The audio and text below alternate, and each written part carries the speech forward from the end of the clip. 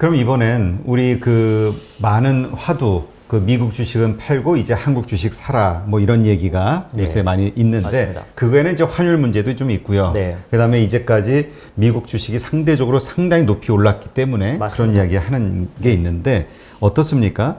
이제 한국의 코스피도 지금 계속 전고점을 뚫고 지금 올라가고 있단 아주 말이죠. 좋은 모습입니다. 예, 그래서 이제는 뭐 3,000포인트까지 갈 거 아니야? 뭐 이런 얘기도 나오고 네. 내년도 시장에 대한 기대감이 막 커지고 있는 네. 그런 상황인데 그렇다면 지금 이렇게 오를 만한 한국 주식을 사는 게 맞는 거 아니야? 네. 이게 이제 당연하게 나오는 얘기겠죠. 맞습니다. 어떻게 보시나요? 그러니까 사실 저를 소개하고 알려드리고 나면 어느 정도 제 얘기가 더 신빙성이 있을 수 있는데 저는 한 4, 5년간 한국에 대해서 의견이 좋지 못했습니다. 최근 네. 네. 왜냐하면 저희는 이제 2017년도에 자문사를 시작했는데 주로 해외 테프만 해왔습니다. 미국이 주요 대상이었고요. 그래서 뭐 그동안 당분간 감사하게도 좋은 성적을 내긴 냈습니다. 근데 그거는 한국을 좋게 보지 않는 부분도 좀 있었기 때문에 저는 주식 브로커로 한국 주식을 오랫동안 투자했었습니다. 근데 뭐 오늘은 그 얘기를 드릴 건 아닌데 한국은 배당 안 하고 지난번에 얘기했었죠. 자사주 배수 안 하시고 이런 것들 때문에 거버넌스 이슈 있고. 네, 그런 것들 때문에 저는 좀 좋게 안 봤고요. 그런데 그런 제가 지금은 다르게 보인다. 한국 시장이 네, 이 얘기가 지금 많은 분들이 하기 때문에 제가 안 그랬던 사람이라는 얘기 굳이 드린 겁니다. 네, 원래 안 좋게 보는데 네. 사실 한 2달 전만 해도 부정적으로 봤었죠. 네. 그러니까 그런 부분들을 갖고 있었지만 제가 좋게 그러니까 여기 출연해서 대표님께도 제가 한 번 말씀드렸습니다. 시가총액 10위 안에 주요 그 업종이 바뀌었다. 아시아에서 한국이 유일하게 최고의 그런 구조를 갖고 있다. 제가 좀 이따 데이터 보여드릴 건데요. 네. 저희는 이제 그런 걸 중요하게 생각하는데 왜 한국을 좀 이렇게 특별하게 좋게 보느냐 얘기를 좀 드리겠습니다. 네. 아까 이제 보여드렸던 것처럼 생산이 못 따라오는 지금 현재 상황에서 수출에 기댈 수밖에 그러니까 수입에 기댈 수밖에 없는 상황이라서 보시면은 왼쪽 위에 보시면 선진국은 소매 판매는 늘어났지만 상품 생산과 수출은 당연히 못 쫓아가는 상황인 거죠. 그래서 이걸 지금 담당해 줄 수 있는 한국이, 대만이, 중국이 당연히 지금 굉장히 좋은 상황이다. 그런 측면에서는 이런 영향들이 아까 제가 생산과 소비의 갭이 사상 최대로 커졌으니까 상당히 크게 나타날 거다. 증가율이. 라고 말씀을 드릴 수가 있고요. 그러니까 서프라이즈 숫자 지표가 너무너무 좋을 거다. 어닝이. 그런 얘기를 드릴 수 있는데 저는 그것만은 아니고요. 한국을 길게 보면 이렇게 보입니다. 딱 의미 있는 강세장 2번 있었다는 거죠. 요즘 너무한 평가일까요? 아니고요. 사실 그 100포인트대에서 한 9년 횡보했고요. 네. 1000포인트대에서 14년 횡보했습니다. 엄청나네요. 2000포인트에서 13년 횡보. 예. 한국은 딱 의미 있게 2번 올랐습니다. 135포인트에서 1000포인트 한 번 갔고요. 515에서 2000포인트 한 번 갔습니다. 자, 그런데 이런 그 상승에는 법칙이 있다면, 규칙이 있다면 지금도 그런 상승이 온다라고 강하게 말하면 되는데 법칙은 하나밖에 없어요. 달러 약세였다. 지금 그런 상황입니다. 그래서 환경은 준비되어 있었습니다. 그런데 그 전에도 달러 약세했던 때는 여러 번 있었는데 이렇게 크게 오르지는 않았었거든요. 그런 면에서 현재는 준비는 돼 있지만 이번에도 저런 엄청난 강세장이 올 거라고 딱이 말할 만한 그런 변수는 있지는 않습니다. 다만 달러 약세. 예, 달러 약세는 준비됐습니다.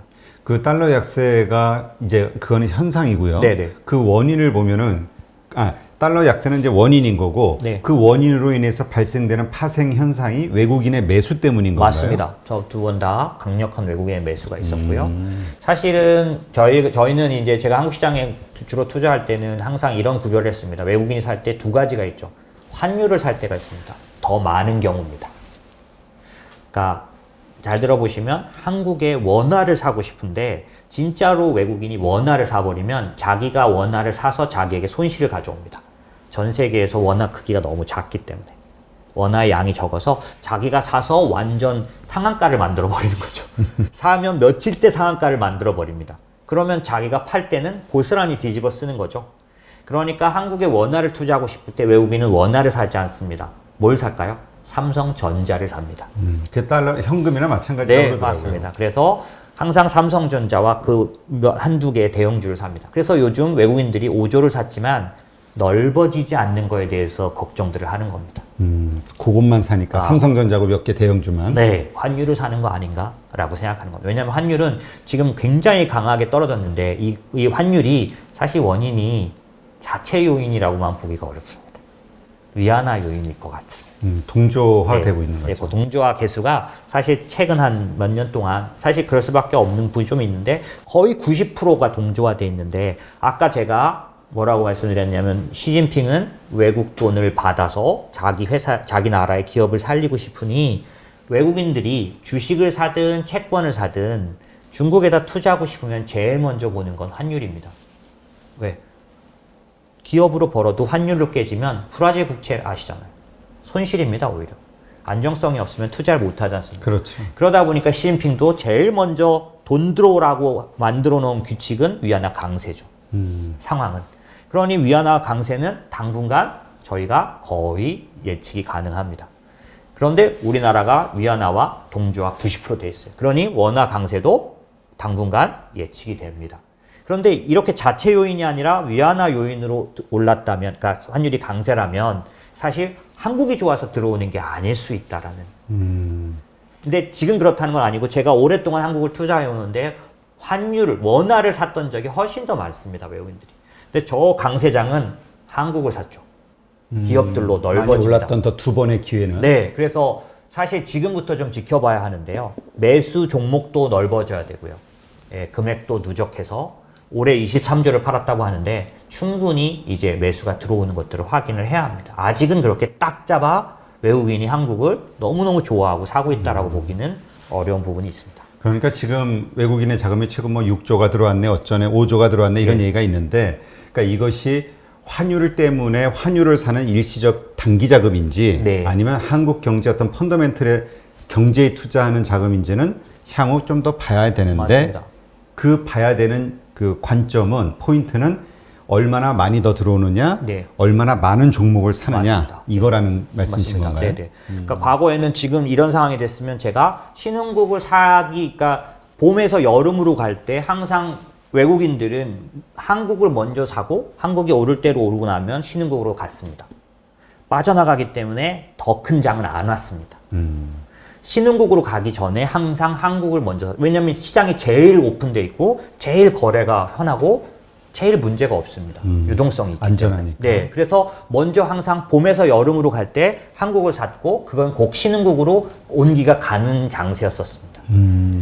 그런데 아까 말씀하셨듯이 신흥국 가운데서도 지금 중국과 한국 정도가 괜찮고 나머지는 좀 위험한 상황이니까 맞습니다. 돈이 빠져나갈 데가 없다. 아직은 그렇게 옮겨가진 않을 것 같고요. 그 다음에 한국이 지금 과거하고 다르게 가능성을 저도 좋게 보고 있는 부분들이 있습니다. 뭐냐면 이거죠. 섹터가 달라졌습니다. 그러니까 MSCI 각국 주가 지수 내에서 섹터 비중을 보면요. 한국이 지금 IT가 45%, 커뮤니케이션 9.8%, 헬스케어가 6.7%인데 이게 미국보다도 훌륭한 비중인 거죠. 제가 아까 아시아에서 탁월하게 한국이 IT, 소프트웨어, 바이오 이 비중을 갖고 있다고 말씀드렸습니다. 아시아에 저런 구조가 하나도 없습니다. 보시면 차이나 보십시오. IT 5.1%. 사이즈 말하는 게 아니라 비중을 말하는 겁니다. 네. 그렇기 때문에 이게 한국이 예전에는 저런 구조가 정말 아니었었습니다. 근데 저희는 어떤 사이클을 보는 사람들이냐면 아까 제가 커다란 사이클이 있다고 말씀드렸지 않습니까? 그러다 보니까 그 커다란 사이클로 봤을 때 IT나 헬스케어 저쪽은 장기적인 상승 섹터거든요. 특히 이제 제가 좋게 보는 업종이 이렇게 4가지 정도 되는데 저 중에 바이오 시밀러 중간에 보면 CMO 네, 굉장히 CMO. 좋게 보는데 바이든의 헬스케어 정책은 오바마 케어를 복구하는 걸 텐데 그렇게 됐을 때 늘 말씀드리지만 아마도 약가는 인하될 거고 그렇죠. 예, 약가가 인하되려면 바이오 시밀러를 더 전 세계라고 하면 미국은 굉장히 바이오 시밀러 비중이 10% 이하입니다. 거기는 그냥 원 제약사들이 맞습니다. 세죠. 네, 그렇기 때문에 아마 바이오 시밀러의 수요가 커질 거다. 오바마 케어를 부활시키려면. 그 다음에 백신 생각해 보세요. 백신 이제 나오고 나면 제조해야 되는데 스프레드 하려면 제조하는 CMO 회사를 찾게 되는데 전 세계 1등 CMO 회사가 한국에 있죠. 예, 그러니까 제가 생각할 때 저런 것들은 장기 상승의 틀을 갖고 있는 더군다나 반도체, 아까 제가 말씀드린 것처럼 이 기술의 시대를 이끌어가고 있는 대표 업종이 반도체 업종인데 물론 저희가 아직 비메모리가 좀 약하고 메모리 쪽이긴 하지만은 한국은 반도체의 나라 아닙니까? 그런 것들이 지금 말씀드린 이런 비중에 나타나 있기 때문에 사실 외국인이 아직 환율 관련된 매수라고 밖에 볼 수 없을 정도로 넓어지고 있지는 않지만 이번 시장이 과거에 딱 2번 있었던 엄청난 상승장에 어떤 계기가 될 수 있을 수도 있다라는 생각을 갖고 있는 겁니다. 그러니까 이 비중이 과거와는 많이 달라졌다 이 얘기인 거죠. 맞습니다. IT와 커뮤니케이션 이런 헬스케어, 네, 그러니까 신성장 산업들이 지금 그 주가 지수에 많이, 그러니까 이런 회사들이 우리에게 많이 있다. 맞습니다. 이 얘기네요. 네, 저는 그런 면에서 가능성을 높게 보고는 있는데 그걸 좌초시킬 커다란 요인으로 아까 제가 말씀드린 바이든의 그 외교 줄세우기. 정책, 예, 그런 부분들이 그래서 저는 지금 부적이나 외교 정책을 굉장히 걱정스럽게 보고 있고 굉장히 정말 똑똑하신 지혜로운 분들이 외교 정책을 잘 써서 저희에게 온 이 좋은 기회를 그 충분한 대가로 좀 걷어 주셨으면 하는 마음입니다. 네, 그냥 쉽지는 않겠지만 네. 그래도 어떡하겠어요. 그런 일들 하시는 분들이니까 자기 직업에 최선을 다해야죠. 맞습니다. 그리고 또 저는 부정적으로만 보고 있지는 않은데 사실 이제 위기면서 기회가 곧 한 6개월 뒤나 이런 정도 되는 바이든 정부가 들어서서 자리를 잡고 나면 그때부터 본격적으로 외교 정책을 필 텐데 그때 이제 어떻게 저희가 포지션을 가져갈지는 정말 지혜롭게 잘 해야 되겠다. 그렇죠. 하여튼 분명히 그 지금 여러 가지로 지금 불확실성이 존재하기는 하지만 또 뭐 긍정적인 부분들도 많이 있으니까요. 근데 하여튼 시대를 이겨나가는 거는 긍정적인 사람들이 이겨나가는 것 같아요. 네, 맞습니다. 그래서 네. 저희도 지금 오픈해서 열고 있고 저희 지금 그 포트폴리오에서 한국을 안 좋게 안 봤으니까 없었는데 지금 이제 연금이나 이런 포트폴리오에는 적극적으로 한국에 특히 뭐 KRX 뉴딜 지수 중에 뭐 인터넷 같은 것들은 아주 적극적으로 예, 도입해서 지금 이제 보여드리는 것처럼 이게 저희가 좋게 보는 이제 4개의 업종, 네. 예, 아까 화학은 말씀드렸는데 이제 이런 부분들에 대해서 저희가 연금을 통해서나 몇 가지 포트폴리오에서 계속해서 비중을 늘리고 있는 것은 지금 대표님 말씀하신 대로 전혀 부정적으로 안 보고 기대감으로 오픈해서 한국을 보고 있다고 네. 보시면 될 것 같습니다. 알겠습니다. 네, 오늘 이렇게 해서 전체적인 글로벌 금융 경제 환경 이런 것들을 좀 살펴봤고요. 그 가운데에서 정말 우리가 이제까지 그냥 그 뭐라 그럴까요?